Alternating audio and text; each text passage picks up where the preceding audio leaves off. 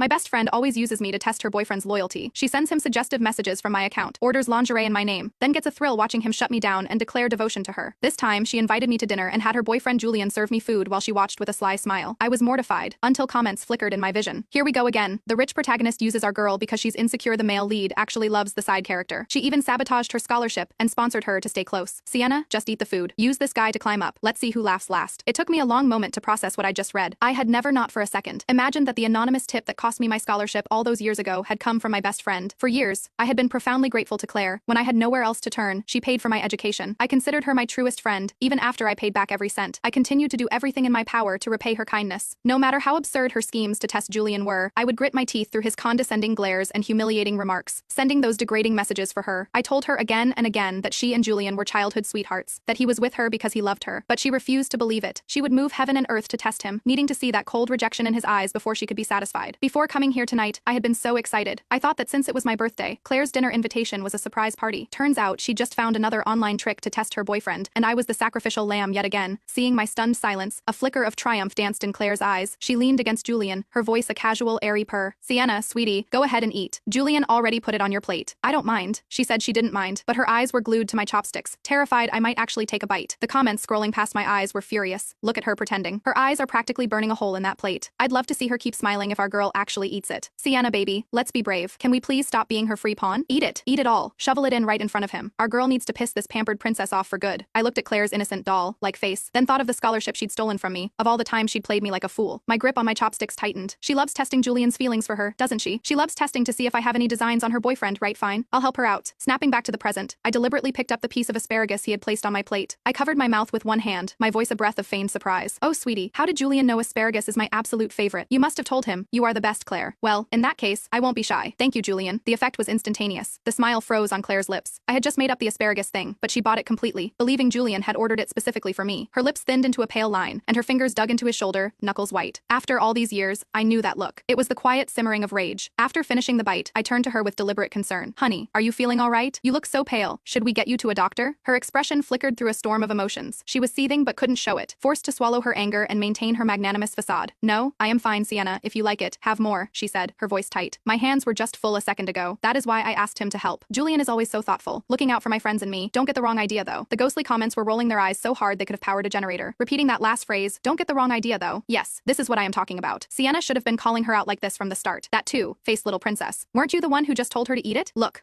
The male lead's expression shifted. I think his opinion of our girl is changing. He used to think her hesitation was a ploy to seduce him, but now that she is being so open and direct, he is the one who is flustered. Following the comments cue, I glanced at Julian.